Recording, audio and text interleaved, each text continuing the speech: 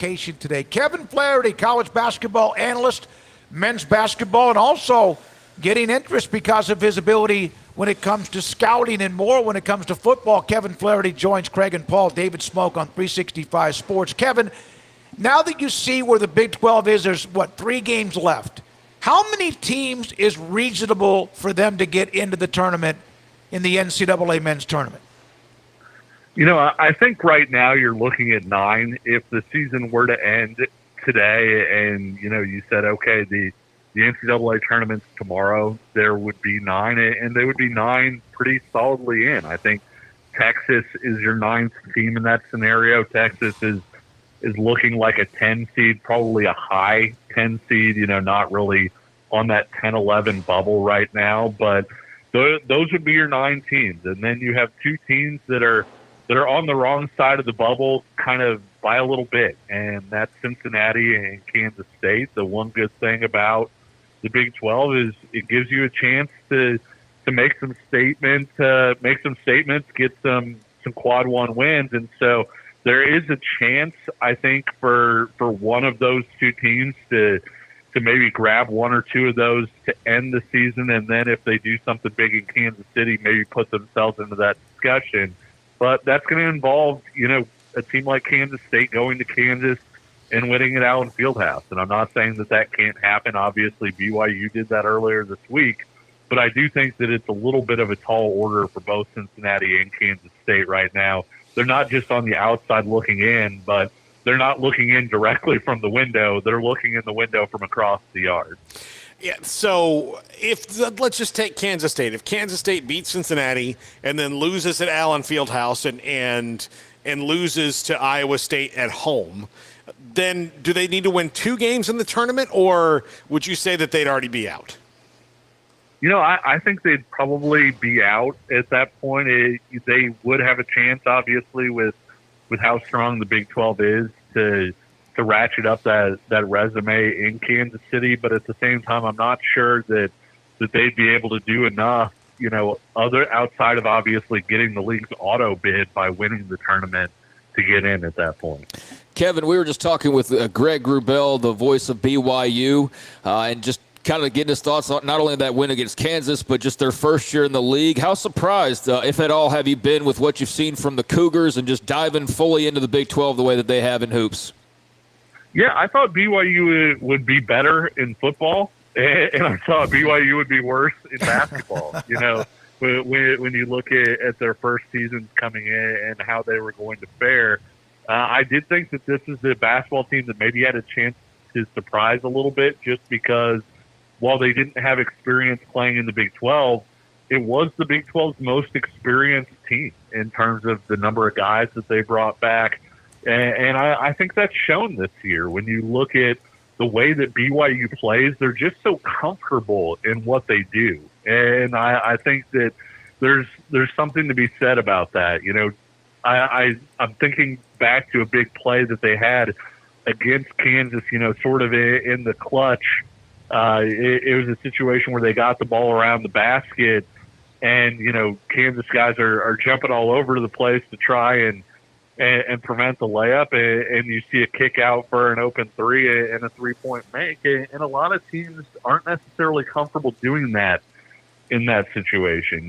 Not that they don't like open 3-pointers, but they feel like, hey, if we're within 2 feet of the basket and there's a chance here, why are we kicking that thing out? But BYU is an excellent passing team, the way that they move the ball.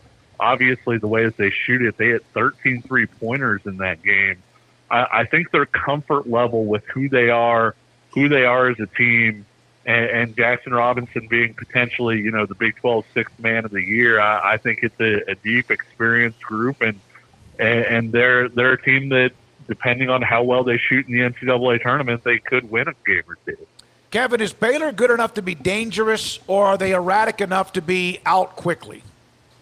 Yeah, I think one of those things where you talk about a fire, right? Where a fire used correctly can heat your house, and if used incorrectly can burn your house to the ground. And I think that, when you ask if Baylor's dangerous, the answer is yes. The question is for who. And I think that Baylor is dangerous when you're looking at the Bears as a team that can take on the best of the league and therefore the best in the country, even going back to the season opener against Auburn. And you look at the way that Baylor has played in stretches, against Kansas, against Houston, against, some of the other teams on that schedule.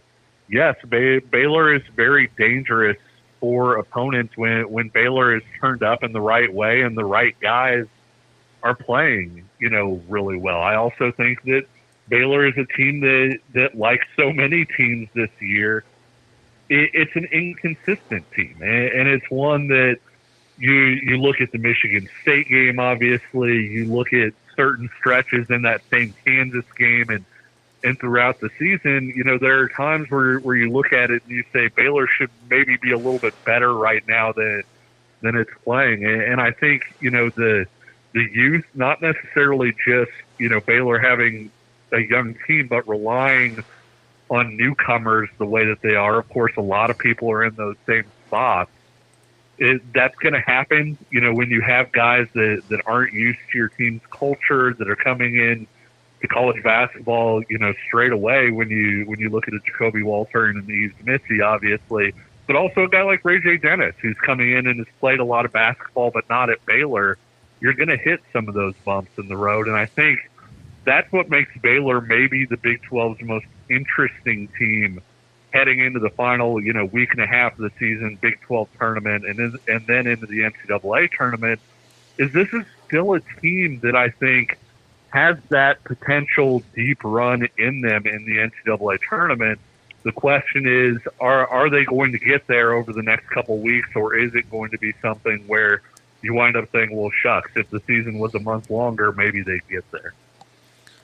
Kevin Flaherty with us, college basketball analyst with us on 365 Sports. Kevin, is this tournament going to be more, when you see UConn as good as they are, Purdue as good as they are, and I know that Matt Painter has to shake a really big tournament monkey off of his back when it comes to advancing.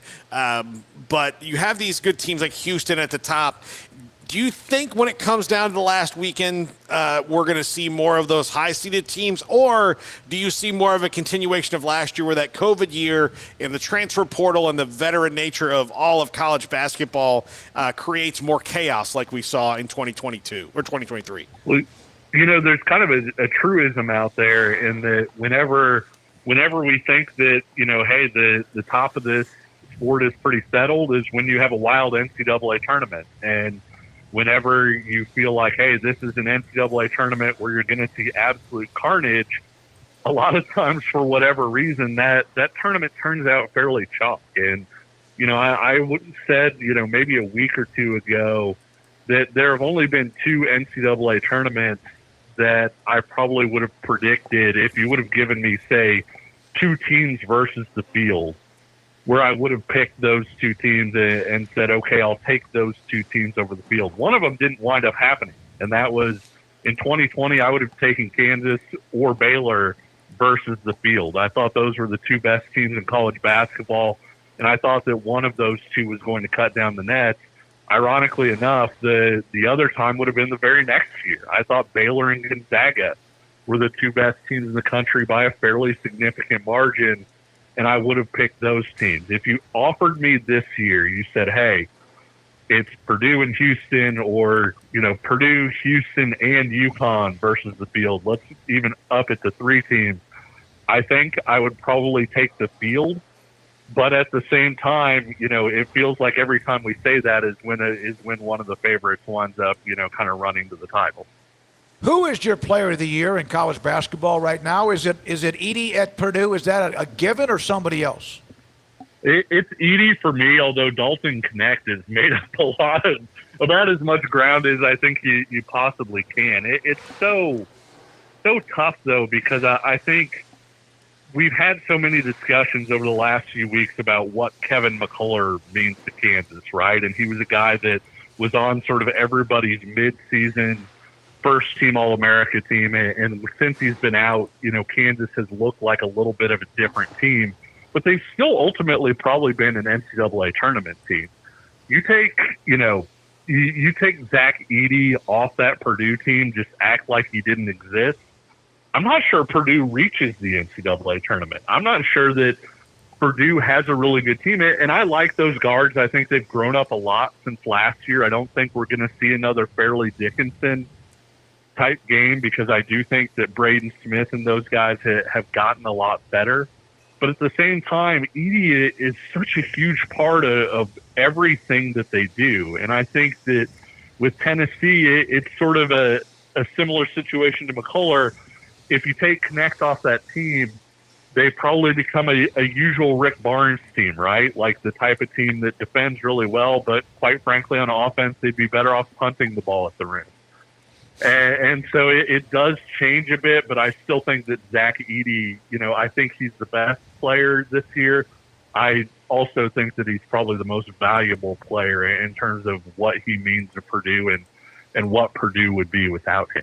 Kevin, great to have you on, man. We appreciate it. Hope to have you regularly between now, the tournament, and throughout. Kevin Flaherty, National College Basketball Analyst with us on 365 Sports.